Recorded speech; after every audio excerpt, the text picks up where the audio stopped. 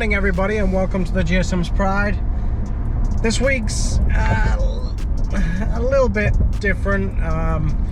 On Saturday of this week, we actually are, I guess, celebrating the passing of our old general manager, Chris Federmann.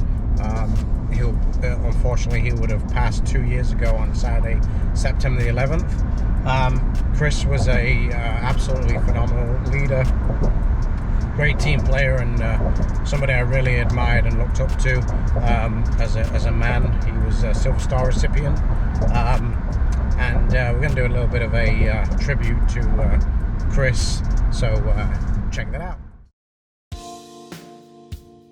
Well, Chris gave me the opportunity to sell cars. You know, he said, "Hey, have you ever sold cars before?" And I said, "No." And he said, "Well, you want to try selling cars?" I said, "Well, it's a job." And he goes, "All right, I'll get you with my general sales manager, Jason." And here I am today. I loved working with him because he was very friendly and very open and very welcoming all the time that I've worked for him. You know, my second day here, he knew who I was, and I had to ask somebody who he was. So he was a little different kind of boss for me, you know. Chris is a great manager to work for. He was the kind of person that doesn't just manage the team, but he's a friend to everybody. So he checks on you personally, make sure you're doing good, so you're also really great. I mean, that's a business advantage too. So if we're in a great place, you know, personally, we're going to be more productive on the job. So he was somebody that was just really gifted to find, you know, different things about people and find ways to encourage them, things they needed help with, and he added that personal touch to being a manager. So he didn't just manage us, but he, you know, also, you know, really helped guide us with, you know, pretty much everything, so we could be as productive as possible, and then, you know, really have great morale while working with them too. Chris just had this way. He would just randomly stop in front of my desk, and he would always just be like, "Honey, how's your son?" Or he just had this way of, he'd ask one question and he'd stop and he'd think about it and he'd just walk away and shake his head. And you could tell he took everything you said and he really actually thought about it. And he'd come back later and, you know, he'd talk and have a conversation about it, but he wanted to think about what you actually said to him. I loved working with Chris because he was very personable and always made sure, like, you were doing okay and had that individual relationship with everyone that he worked with. He would listen. I think that was probably one of the bigger parts for me. And Chris seemed to have a good moral compass as far as, you know, he would know a good decision and he would make it and then he would just move on. There wasn't any wavering or is this the right thing to do or not. So he would listen and he would make good decisions and stick with them. I liked working with Chris because he was very personable, always asking how your day's going, if there's anything that we needed, or he was just a really good guy. He was very calm. Always had just an even demeanor, even keel about himself. Even in heated situations that I've seen, just dealership stuff. He always was like the calm voice, you know, and I'm not sure, you know, what he did to the managers in the office and things like that, but just on the sales floor, from my experience, just a really, really cool guy, down to earth, reality based, not so much about the hocus pocus of stuff. Just was a real grounded person in my experience with him. Chris was he was a great guy. He didn't give you any trouble unless you really did something stupid.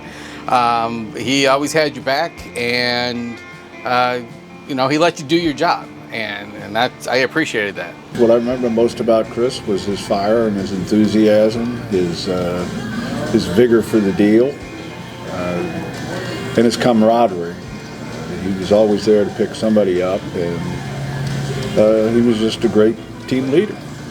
Honestly, like, he'd compliment you when you're doing well. Like, when I first started here, you know, I didn't have much confidence. I was still working on myself, and at one point, like, when I sold a couple cars, he'd be like, "We need more people like you." And I was like, "Oh, okay, cool. That's awesome. It makes you feel good inside." So it was every Saturday. He was always telling me to come in and start playing Pantera because, I mean, we had to play metal music to get pumped up. So that was something that was always always funny. I mean, had a lot of stuff planned. I mean, he was just a cool guy, and really just a good dude to be around. The thing that I remember most about Chris is he had that can-do attitude. He would stop at absolutely nothing to get a job accomplished. I really love that about him. I don't know if he thought it, but he sure pushed it off as that anything's possible. So, and with everything that he'd been through in his life, I think that that's probably really the way that he felt. But he just really showed that, and then that really bled through, I think, at least to me, that anything is possible. Always seemed to really like have everyone's best interest in mind, and he always kind of looked out for you. I mean, whenever you could. So I've had 4 general managers, and he's the only one that came up to me and asked me, "What can I do for you?" Actually knocked me over. I was like, "Are you serious?" And he goes, "Yeah, I want to make money with you." So he listened to me. He always had an open door. He always had time to talk, and he was a great person.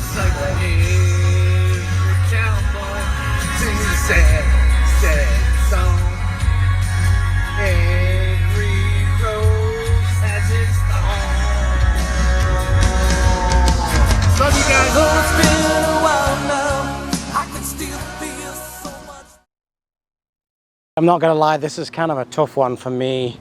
Chris and I had a very different relationship. It wasn't just a work relationship. I actually used to work for Chris's father when I first came to the United States. So Chris and I kind of had a relationship before I came to Fuse. So a little different for me. That being said, a couple of things that I remember the most about Chris is Chris was a real man's man. He was somebody that I admired from the things that he'd done in his life.